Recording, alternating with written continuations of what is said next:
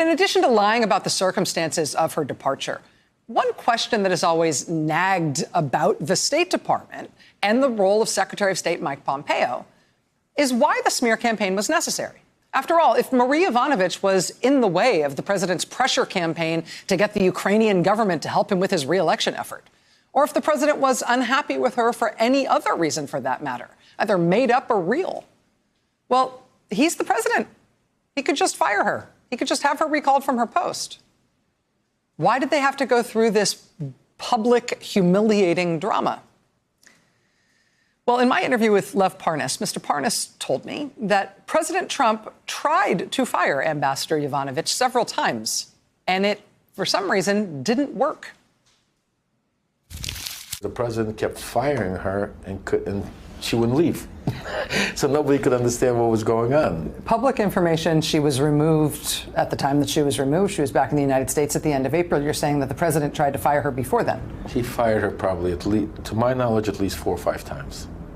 To different. He even had a breakdown and screamed, fire her, to Madeline, his assistant, to secretary, before he fired. And, and she said, Mr. President, I can't do that. He was directing the State Department to remove her, and the State Department was refusing? Correct. But the basis of your belief that the president had tried to remove Ambassador Yovanovitch multiple times, and it, for some reason, didn't work, is because you talked to the president about that?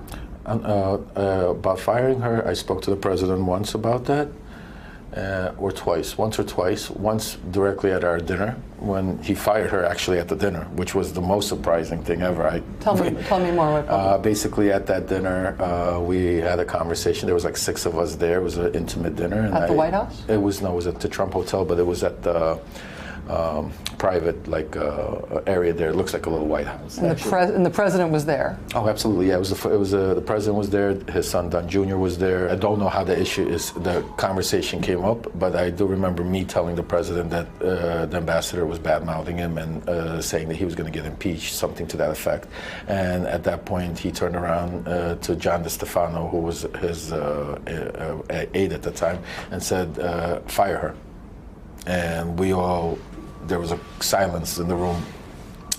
And he responded to him and said, Mr. President, we can't do that right now because Pompeo hasn't been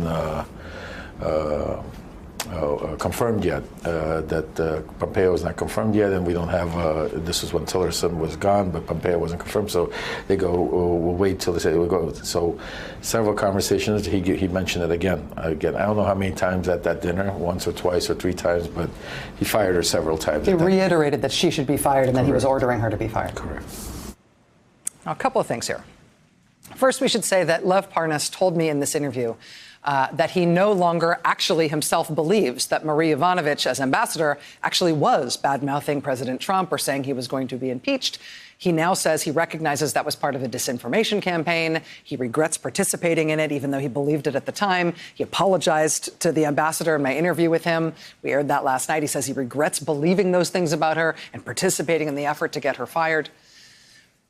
The other thing to note here, though, is that the meeting that Mr. Parnas is describing, he says took place on April 30th, 2018. And from what he's describing about where the meeting happened and who was at that meeting, we believe that there was a meeting of that type on April 30th, 2018, at the location that Mr. Parnas is describing. On April 30th, 2018, Mike Pompeo had, in fact, been Senate confirmed just a few days before. Mike Pompeo, however, had not yet been sworn in officially as Secretary of State. So perhaps that was the source of confusion, saying we can't do it yet. Mr. Pompeo isn't formally in place yet. We don't know.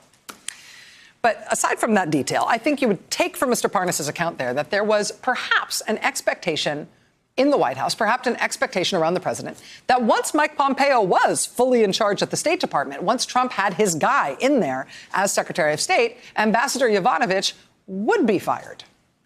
In the end, it would be another year before that actually happened.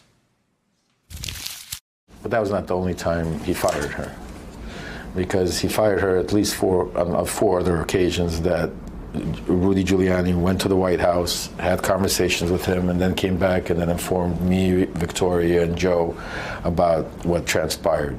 He fired her when he gave an order to Mike Pompeo once, which he didn't do. Secretary Pompeo didn't fire her. Then Rudy came back and he told him, go speak to Pompeo. Rudy went to speak to Pompeo. They got into it. Then they had another meeting at the White House where he told Bolton to fire her. Bolton didn't want to fire her, tell Pompeo to fire her.